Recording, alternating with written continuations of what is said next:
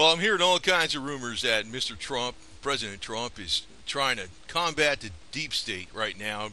I heard the rumor about the Marines storming the CIA at Langley Air Force Base. I don't know if that true. Possibly, I don't know. And he's trying to use the intelligence operations or elements in the military for his information versus using, the CIA and all that. Like, in other words, NIS, Naval Intelligence Service, and all that. So, anyway. But this is Lady Liberty. I think Lady Liberty in the United States is in deep trouble, to tell you the truth. I don't know what's going to happen, obviously. Nobody knows, okay? Anybody tells you they know everything's going to happen, or if they tell you, I know this is going to happen on December 17th, or whatever the hell it is, they don't know. I could take a guess, though, on one thing for sure, that, the petrodollar is actually in a fragile situation right now. And in a way, we got all our eggs in one basket because it's all based upon OPEC, and the real backbone of OPEC is Saudi Arabia, right? Now, the biggest market for Saudi Arabia right now for oil is China, or China is going to be the number one market for oil, not the United States. And China doesn't want to use the dollar. They want to use yuan back something or whatever, something with the yuan. They want to use the yuan. As a matter of fact, China's already been trading, or Russia and China have been trading between each other, whereby Russia gives China oil and China gives them yuan in exchange. So already this has been going on, and it's been going on piecemeal, whereby the dollar demand, in other words, the demand for dollars is coming about because all oil transactions are priced in dollars, and they really ultimately have to be transacted in dollars. Well, there's a lot of people bypassing it, namely Russia and China.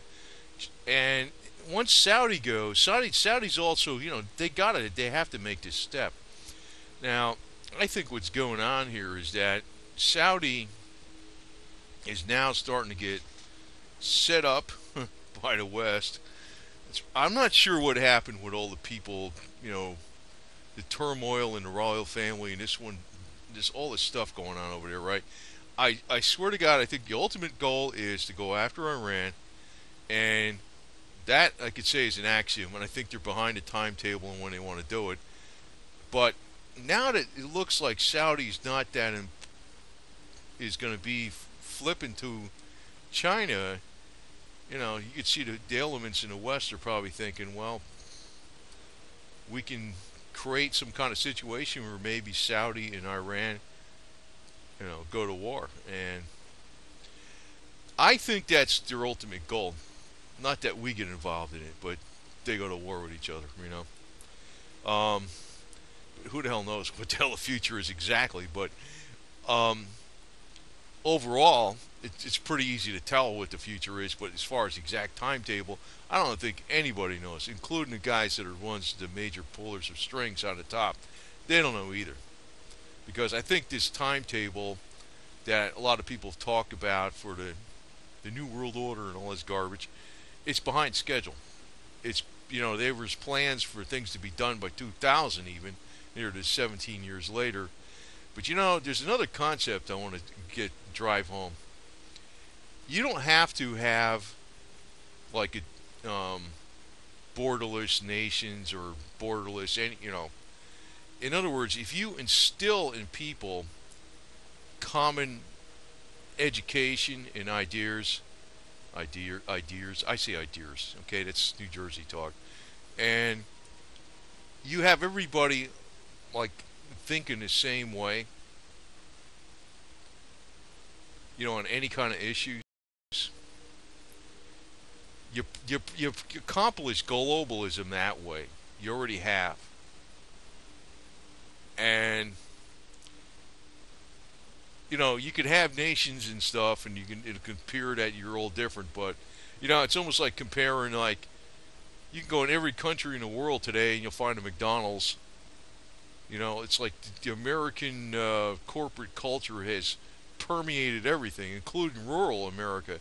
There's nothing left that's like, indigenous to any kind of area. So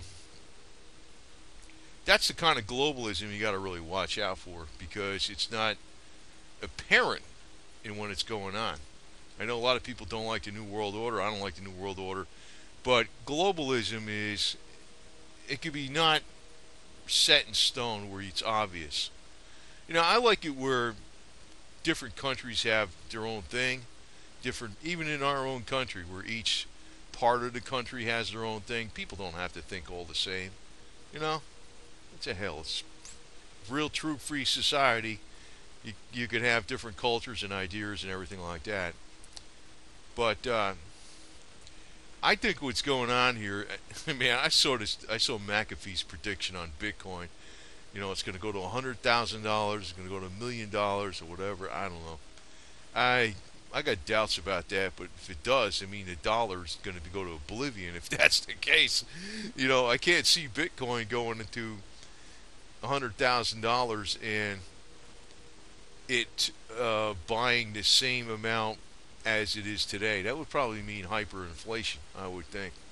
And maybe that could be the case, because if the Saudis are out of the loop and there's no demand for the petrodollar, maybe it can come about very quickly, whereby all these dollars that are held overseas to purchase oil with, that are no longer needed to purchase oil, they're going to have to go somewhere.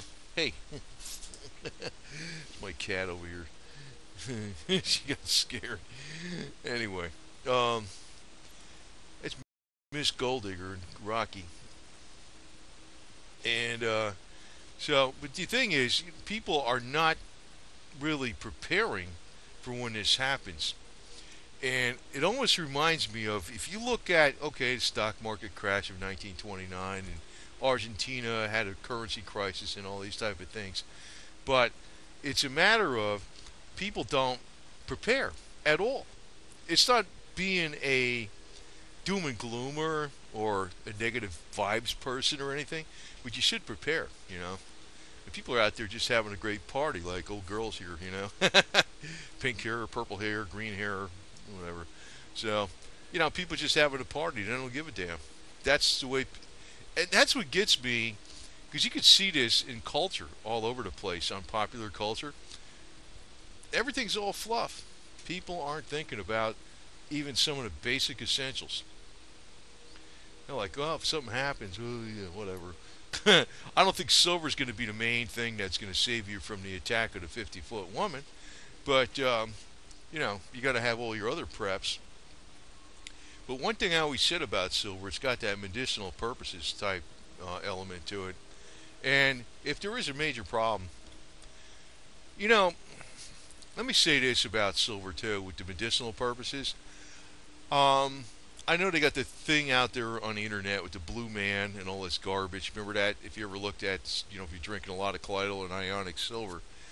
But there's been people that drink 1 or 2 quarts of that stuff a day for decades, and they never had any kind of issues with their skin turning a certain color.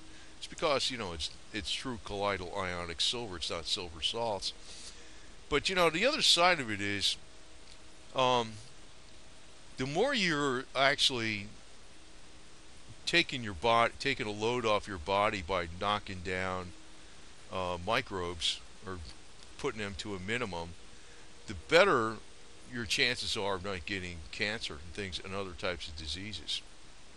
And actually, ionic silver is actually helpful for raising stem cell production, which is very vital for healing properly, where you heal up like a miracle. If everybody knew this, everybody would have to grab a few ounces of silver right now, and there wouldn't be enough silver. And I'm talking about just in the United States. Everybody would have to grab a few ounces of silver. It's amazing how these, in other words, even if the price doesn't go up, it's got benefit like crazy. And that would force the price up, though, I can tell you that right now. That would force the price up. But as we're heading into this winter environment, I'm going to tell you one thing, too. I have a sneaking suspicion that, I know Trump is probably legit. Trump is probably legit. He's playing, you know, I don't know if he's going to be able to pull this all off. Like he probably is legit. I was like always suspicious of this guy and flip flopping it back and forth on him. But I could tell you one thing. I think one thing they got an ace though against Trump is that they could pull the plug on the stock markets at any time, and if any kind of conflict, major conflict starts in the Middle East, you're going to see the price of oil go rocketing super high, and all the commodities, which gold and silver and everything else, platinum, palladium, lead, zinc, aluminum, you name it, right? And nickel. But the deal is, it's going to be prohibitively expensive for people to survive the cold in the winter without, paying exorbitant prices for heating fuel. That's going to be a problem. And not to mention, the cost of transportation. So it's going to go right against his main key phrase, make America great again, because the ones who are going to feel this, that's what I think they're going to pull. Man, if you want to screw up somebody's good works in the presidency, if he's, say Trump is going after the bad elements in the CIA and all that kind of garbage, you want to really screw him up. Oh, mess with the economy where it affects, the main body of people. Like, if somebody has millions of dollars, he's not going to mind. He may be a bitch that the gasoline is $8 a gallon or something like that, but he's not going to. It's not going to affect him that much because it's a minor part of his disposable income, or maybe his food bill doubled or something. It's not going to affect him that much. Somebody would like, $20 million, but somebody's just getting by. That's going to affect them a lot, and there's a hell of a lot more people like that, and they vote. And that's the ace I think they're going to pull. So, and they're going to do this through, I think they're formulating a war in the Middle East, like a major one, between Saudi and Iran. I kind of see this coming up, man, and because they don't need Saudi anymore. Because Saudi is going to have to go jump on a bandwagon to get the business with China and get their money, because China's the big market for oil now. China doesn't want to deal in dollars. China wants to deal in yuan. So, I'm kind of giving you an off-the-cuff, roundabout way things are going to be playing out here, but I think I'm right on this deal. It always takes a million years, though. That's the one thing that bugs me. Because, it doesn't bug me because I'm not, personally, I would rather see silver go way the hell up and everything else stay the same. But I realize it's not going to work that way. What's going to happen is, it's going to be oil, the price of fuel, heating oil, gold, silver, platinum, palladium, fine. Then also lead, zinc, nickel, aluminum, whatever, and cadmium. But basically anything that's an industrial metal is going to go up, which means the cost of construction is going to go up, which means the cost of transportation is going to go up, which is all goods are transported, which means the price of every damn thing is going to go up, except for major ticket items that people, in other words, anything that people need to survive, food and fuel and heat for the house, that's going to go up, and they're not going to have money for buying a new kitchen set, refrigerator, buying a brand new car again, or something like that. They're gonna, those big ticket items might go down because sales might be very stagnant in those areas. So I swear to God, I think the damn elite, if you want to call them that, they got the aces, man. This is going to be a tough one. Now, if people all recognize that the economy went south not because of Trump, but because of other people, because I think that's what they're going to do. They can't really get them any other way. You know what I mean?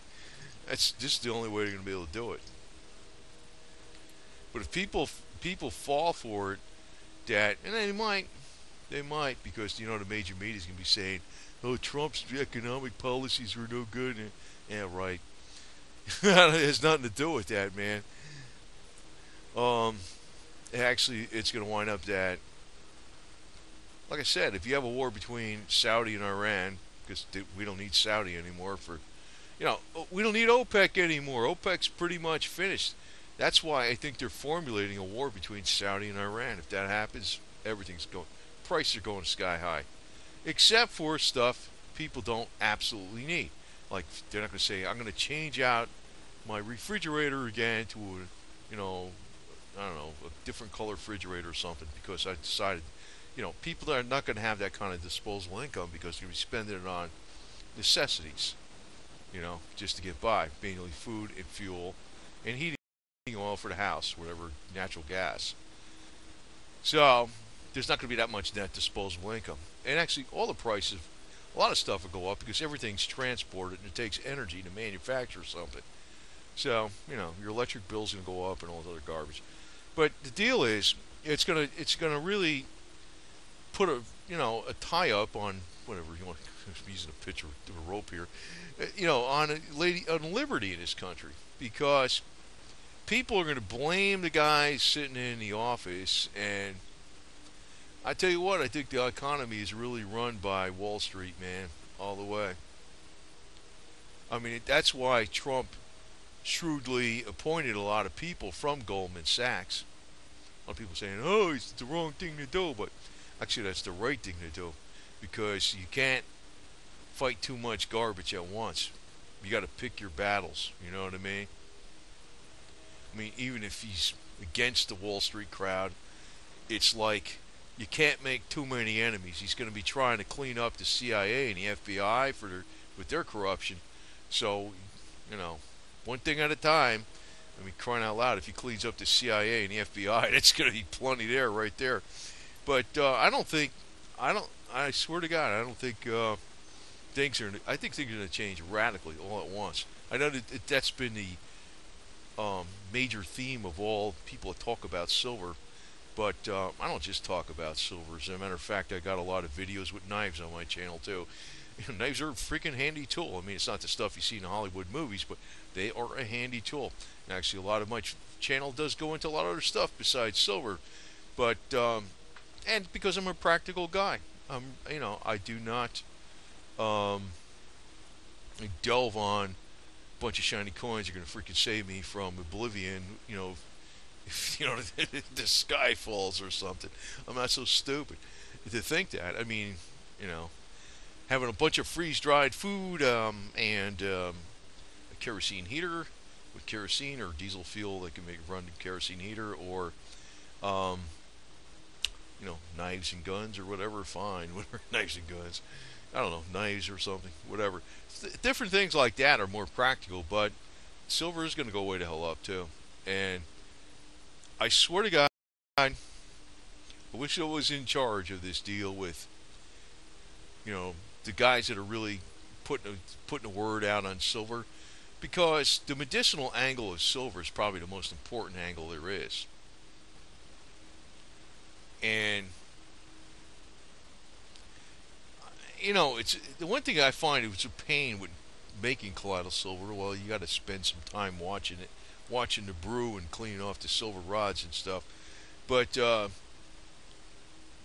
they had, if it was a little easier to make, I think I'd be drinking it I've been drinking some of it, actually, to tell you the truth. The last couple of days I drank, probably like a quart a day.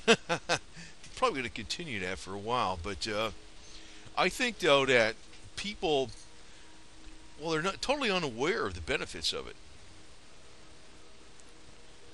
And in fact, it's actually got properties where it can increase stem cell production as needed with ionic silver, besides the antimicrobial properties, which are better antimicrobial than antibiotics. So, but people, just like anything, you can sell pink hair dye and purple hair dye and green hair dye quicker than you could sell silver to some people. That's just how it is. I don't know what the deal is. You know what it is? It's major media marketing garbage that really pushes people's buttons.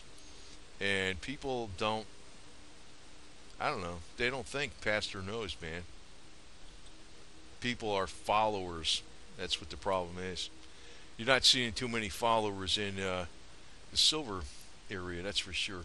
And it's going to get hot when, with silver, when it goes up. And by that time, most people have missed the boat.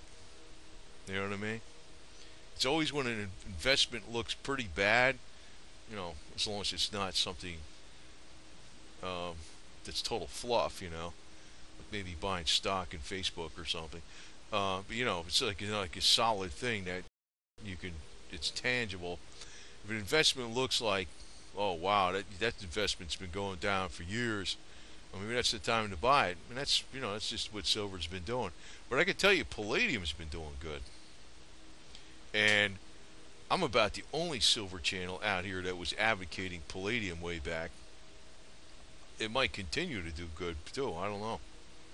I'm surprised how well it's doing. I hope when it goes up to $2,000 an ounce. But I bought it at 175 to 200. You can see, what is it, 1,000? That's not bad. But anyway, just let me leave you with this thought that, when the stuff happens, it's going to happen all at once. And I saw all these crazy theories about what they're going to do with Trump. They're going to impeach him. They're going to do this. They're going to give him a mental health evaluation, say he's unfit for presidency or something. Which, God, they should have done that to Hillary a long time ago. But, I don't think any of that garbage is going to work. What will work to get him out of office or make him a one-term president, make sure he's not to have a second term, trash the economy. Because pretty much, if nobody gets reelected when his economy's trashed. Look at Herbert Hoover, I mean, he inherited that garbage. Well, his policies were stupid too with the banks, but FDR's policies were garbage too, man. He prolonged the Great Depression. I think the second Great Depression's coming up on us. And all those warnings you heard from Mark Farber and all this garbage, with Jim Rogers, about we never fixed the inherent problems back in 2008 and 2009. Well, it's overdue. I think they were just keeping it. I don't know what the hell. I don't understand how it's staying afloat, to tell you the truth. I don't get it. And I'm very suspicious of what the numbers are in our actual GDP, because the United States isn't manufacturing nothing anymore. It's a service-based BS economy, man. I mean, look at New Jersey. The number one popular occupation in New Jersey is family or therapist or psychiatrist or psychologist or, I don't know, social worker or something along those lines. Which to me, back in the day, he was like, suck it up and just keep working, man. You know what I mean? Where you can't get time to worry about your freaking problems that you think you have. Just keep working. So that's how they fixed it out in the other day, back in the old days. Anyway, to me, it's like, could you imagine way back when Ford Motor Company was in business and Henry Ford was like, you got to speed up that assembly line. Today they'd be like, these people got anxiety disorder. You're stressing them out. They got PSD, whatever, PTSD or something for working on the assembly line. That's what they'd be doing today. Just do or die, you know what I mean? To hell with it. So, anyway, Lady Liberty in the United States is in trouble, man. I'm telling you right now. We got too many stupid rules, and the economy's probably coming down. Because when they I think they're throwing Saudi to the wolves. They're just dumping them. They're playing a shrewd game. There's something going on over there. And I think it's because Saudi has to deal with China, because China's the biggest oil market, and China's not going to deal in dollars. So we don't need Saudi anymore. And if Saudi goes down, or there's a war between Saudi and Iran, even if it's a war by proxy or some garbage, you're going to see the price of oil go woo, and everything else is going to go up along with it. And there goes the economy. And then you also see they can pull the plug on the stock market any time. Stock markets globally, all over the world, are at a major all-time high, and they've been at that for months. As a matter of fact, I think right now it used to be that we were the third longest stock market run, and I think the second longest was in the 80s, and the longest was in the 20s. And now then we were the second longest stock market increase, bull run. Now in the United States, this is the longest stock market bull run. What goes up must come down. You know what I mean? It doesn't just keep going up. And back in the 20s, there was always a good reason to think the stock market was going to go up, because mechanization was all brand new. Assembly line method, interchangeability of parts, standardization. Transportation was radically different. Even farming was mechanized. So people used to think, hey, why wouldn't it go up? Because look how much better we're doing everything. Oh, man, it didn't work out that way, did it? So, and today, I swear to God, I think the GDP is full of so much superfluous fluff. It's beyond ridiculous. I mean, if the GDP was going up and we're making everything here in the United States, I'd say, well, maybe we'll be able to survive. But we don't make that much in the United States the way we used to. If you go back in the 70s or the 60s, pretty much everything was made. Not just the 50s, but even the 60s and 70s, pretty much everything was made in the United States. Not no more. So, when they're talking about the GDP going up, I think it's a bunch of professionals charging each other fat fees for total quality lip service or some garbage, which is fluff. So, I don't know what the hell kind of GDP is that actually fixing something right, or is that actually doing something real good in a tangible way that people can survive? Is it providing food, clothing, shelter, transportation, or whatever, growing food, or what? No. A lot of big fat professional fees out there. That's part of the GDP. So I like to know what those people are going to do when the stuff hits the fan. Boy, they're going to be really bad off. I can tell you that right now. So, but anyway, just remember that Saudi, I think, is finished, man. I think we're in the process of throwing them out, because the big global market's China, and Saudi's going to be pulling sales over to China, and China wants to pay them in yuan. So that's the end of the petrodollar, as far as I could see. The writing's on the wall, so we'll see what happens. But, it's like, what bugs me about this is it's taken way longer than I expected. But what I hate about this is, like, it could mean that when it happens, things are going to come down a lot quicker and a lot harder than I expect too. That's what I don't like about this. I mean, everything's got an ebb and a flow, and an up and a down. It's just how things are in cycles.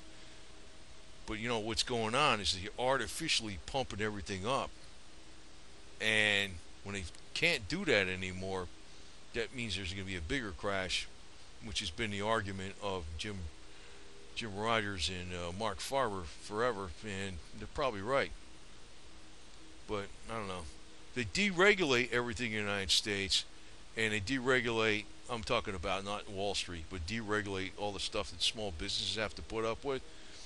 And, the OSHA requirements, EPA requirements, they get rid of all that crap, and the government gets rid of most of the taxes. Government employees get fired and whatever. Then I think everything would be okay. It would be. Because then the producers can produce and keep the profits from their production, which is always a good incentive to produce more. That's the way it works, right? In the real world. Anyway, over and out.